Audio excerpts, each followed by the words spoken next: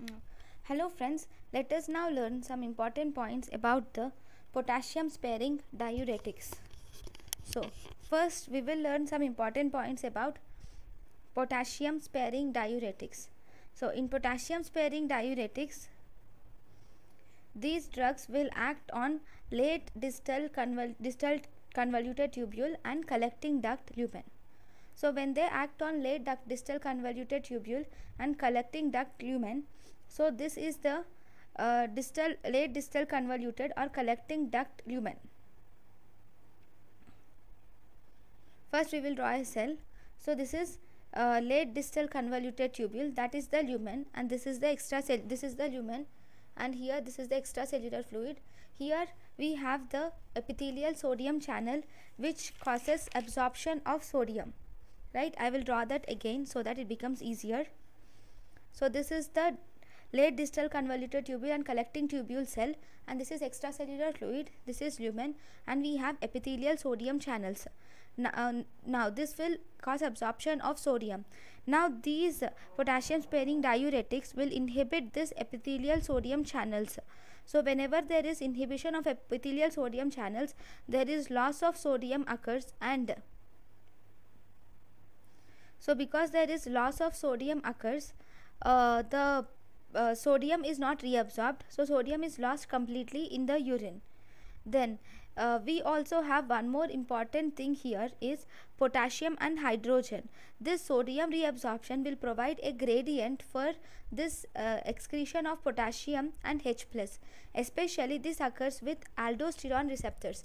Look, whenever there is the enzyme aldosterone, okay, this aldosterone, whenever it is activated, it gets attached to the aldosterone receptors present somewhere over this, present on the basolateral side of the collecting tubule.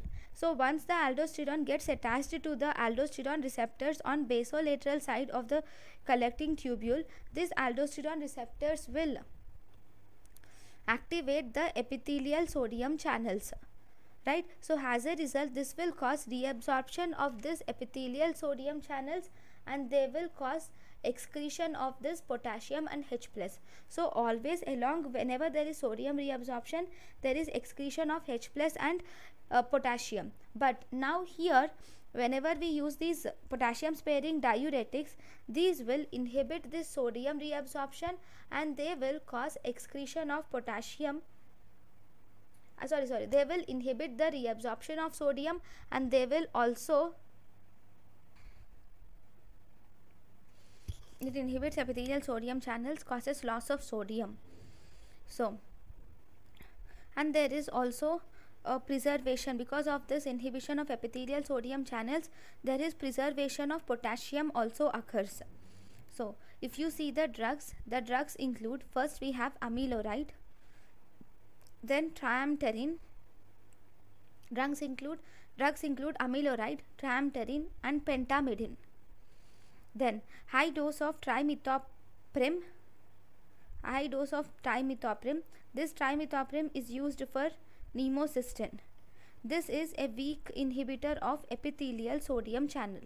This trimethoprim is used for nemocystin, and it is weak inhibitor of epithelial sodium channel.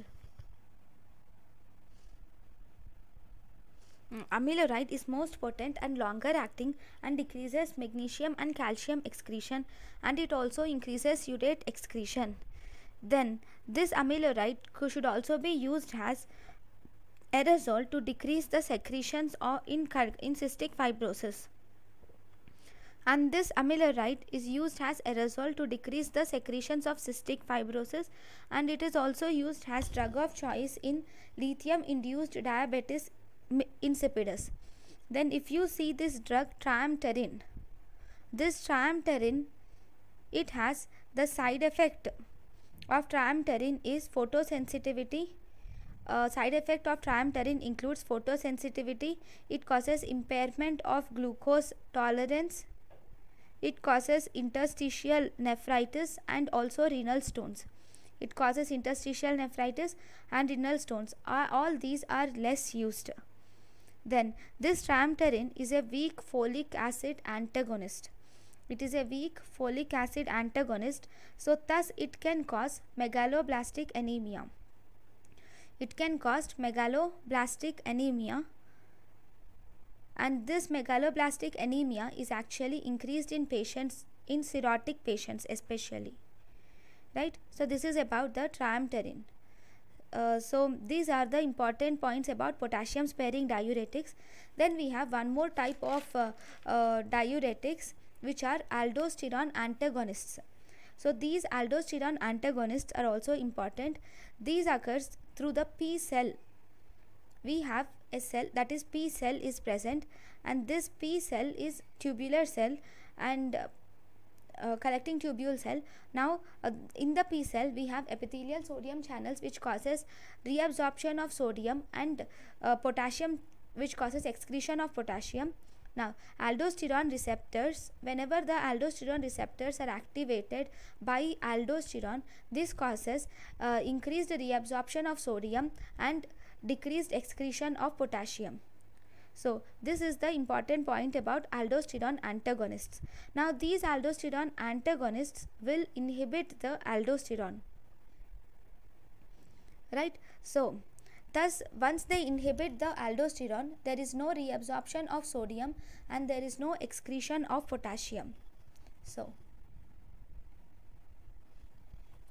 whenever these are aldosterone antagonists, when we inhibit aldosterone, they cause loss of sodium and reabsorption of potassium occurs. Now so this is preserving the potassium, so this is also a potassium sparing diuretic. Now the drugs include spironolactone, canrenone, then potassium canreonate. See, spironolactone, canrenone, potassium canreonate, and we have aplerenone. So this spironolactone increases the calcium excretion. This spironolactone is also converted to canrenone in the liver. So this spironolactone increases the calcium excretion, and this spironolactone is also converted to canrenone in the liver. Now if you see the uses of this aldosterone antagonists, they are used as they are actually weak diuretics, so you cannot use them alone. They should always be combined along with thiazide diuretics or loop diuretics to counteract the potassium loss. They are also used in congestive heart failure, mainly to decrease the mortality. They are used in congestive heart failure mainly to decrease the mortality. Then they are also used in hypertension also. They can be used in cerebral edema. Actually in cerebral edema, the cirrhotic edema. In cirrhotic edema, the diuretic of choice is spironolactone. In cirrhotic edema, the diuretic of choice is spironolactone. Then spironolactone has anti-androgenic action. So because it has anti-androgenic action, because it is a competitive antagonist at testosterone receptors. Because it is a competitive antagonist at testosterone receptors, it has anti-androgenic action, and it is used in the treatment of hirsutism. This is used in the treatment of hirsutism. So if we see the side effects, spironolactone causes gynecomastia and impotence. Then the spironolactone also causes hyperkalemia. Because it is preserving potassium, it can cause hyperkalemia, abdominal pain, and it can also increase the peptic ulcer formation. Then the drug eplerenone. Then we have eplerenone. This eplerenone is metabolized. The side effect of eplerenone is GI disorders and hyperkalemia are the side effects of eplerenone. So if you see, these eplerenone are metabolized by microsomal enzymes. Because they are metabolized by the microsomal enzymes, they can cause drug interaction. So these are the important points about aldosterone antagonists.